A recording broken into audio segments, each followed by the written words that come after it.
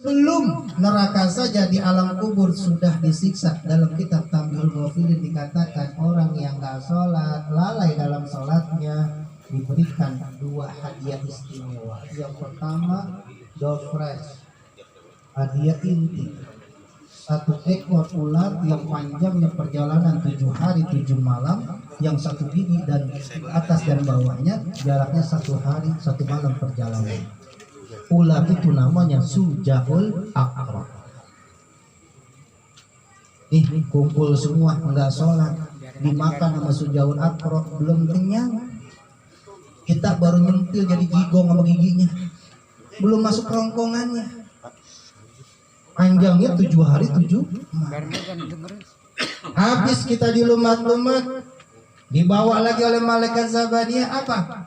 Voucher tambahan, hadiah tambahan. Apa? 1 pasang sendal yang direbus, dibakar, digoreng di neraka selama 4000 tahun. Kalau kita pakai, ahli tafsir Indonesia Pak Quraisy Shihab mengatakan kalau kita pakai itu otak kita mendidih, darah kita mendidih, daging kita pada rontok. Pakai sendal yang diberikan oleh Allah bagi orang yang enggak salah. Jadi aku nggak takut ya Rasulullah. Kenapa? Banyak yang disiksa. Aku nggak sendirian. Lalu apa yang kau takutkan wahai Ali? Ya Rasul. Aku juga nggak takut dari seperti takutnya Sayyidina Utsman. Utsman bin Affan. Kenapa? Ketika aku ditonton, nanti juga aku gantian nonton orang. Ketika aku dibukakan buku amalanku, orang ngelihat rapot bagaimana rapot kehidupanku di dunia, aku juga bisa ngelihat rapot kehidupan orang-orang di sekitar aku. Jadi kalau aku malu, semua juga malu. Tapi yang paling aku takutkan ya Rasul, ini intinya. Ketika aku meninggal, Allah cabut nyawaku dan aku dimasukkan ke dalam liang lahat, disitulah tidak ada orang yang menemani aku, tidak ada yang bersama aku, nggak ada yang menemani aku di liang lahat. Ada nggak Pak? Saking cintanya istri Bapak, ketika Bapak meninggal, istri mau nggak ikut dikubur? Sendirian. Oh, suami ibu cinta banget. Ketika suami meninggal, ibu mau gak ikut dalam kubur? Enggak. Bahkan disinggil oleh Rasulullah, ketika meninggal seseorang akan diiringi dengan 3 yang ikut. Tapi apa? 2 pulang, 1 kekal. Ikut sampai hari kiamat. 2 pulang apa? Ahlu, keluarganya pulang. Istrinya kah, suaminya kah, anaknya kah, mantunya, cucunya, semua ketika kita masuk dalam liang lahat, mereka pulang. Yang kedua apa? Maluhu, hartanya. Yang antar kita mobil, yang antar kita pakai odong-odong sekalipun, ketika sudah selesai kita dimasukkan ke liang lahat, semuanya dibawa pulang. Sampai tikar butut bawa pulang juga. Yang kekal 1. Oh ya, apa? Amal perbuatannya. Sayyidina Ali takut ketika aku di liang lahat ya Rasul, nggak ada yang nemani aku. Siapa yang ngajak aku ngobrol? Kalau aku disiksa, aku sendirian. Ketika aku dapat nikmat, alhamdulillah aku pun merasakan sendirian. Maka kesimpulan tadi dikatakan guru kita, jangan lagi permasalahkan apakah sholat harus fidyah, apakah sholat harus qadha dan lain sebagainya. Tanamkan di diri kita, jangan sampai ketika kita meninggal kita sendirian dalam alam barzakh. Kenapa? Enggak ada pahala sholat yang kita bawa, enggak ada pahala sedekah yang kita bawa, enggak ada amal-amal soleh yang kita bawa yang akan menemani kita di alam barzakh. Masalah khilafiyah pasti terjadi. Udah ada dalilnya saja, 1 ayat, 1 hadis. Kalau beda kepala, beda juga pemahamannya. Betul apa kagak?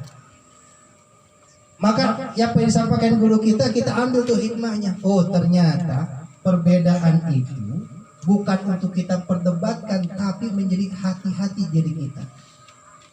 Kalau masalah kita namanya sholat, Saya pernah meneliti dari beberapa hadis guru, mohon izin kalau salah, itu ada 112 macam-macam sholat sunnah. 112. Kita baru tahu berapa? Duha, tahajud, hajat. Tapi ada di antaranya namanya sholat hadiah. Ada sholat namanya itqan minannar, pembebasan dari api neraka. Dan ada sholat yang nama an-natiqah, penebusan. Ada sholat tadi qadha.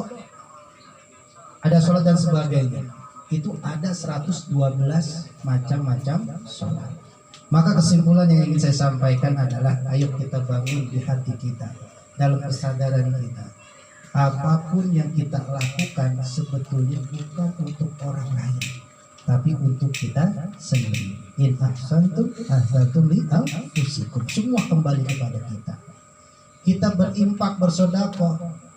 Kita lihat, kita memberi kepada orang lain, pada hakikatnya itu adalah kita nabung. Allah berikan rezeki lebih banyak untuk kita. Ketika kita sholat sekalipun itu bukan untuk Allah. Maka dalam kajian tasawuf dikatakan sholat itu bukan kewajiban tapi kebutuhan. Sholat itu bukan hanya sebagai syariat tapi juga sebagai makrifat, pengenalan diri kepada Allah.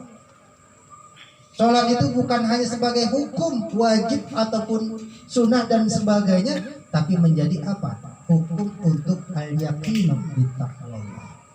Sampai keyakinan kita benar-benar kepada Allah dalam kajian tasawuf. Maka masya Allah, ya, begitu banyak pahala yang kita dapat, tapi yakinlah agar kita semangat, banyak dosa yang kita lakukan. Anggap dosa itu lebih banyak sehingga kita merasa rakus dengan nilai-nilai ibadah amal soleh kita yang kita yakini dan berharap itu menjadi teman kita di alam barzakh. Amin. Mohon maaf malam ini tidak banyak membawa hadis, membawa ayat Al-Quran, tapi cukuplah ya ibrah ataupun pelajaran yang kita ambil dari sisah dari baginda Rasulullah SAW agar kita tumbuh kesadaran, kita memperbanyak amal soleh. Fastabiqul khairat. Mudah-mudahan yang saya sampaikan manfaat untuk saya pribadi sebagai pengingat juga kelalaian dalam beribadah dari diri saya pribadi dan juga seluruh jamaah, mudah-mudahan pun mendapatkan keberkahan dari yang saya sampaikan. Billahi taufiq wal hidayah. Mohon maaf atas segala kekurangannya. Assalamualaikum warahmatullahi wabarakatuh. Waalaikumsalam warahmatullahi wabarakatuh.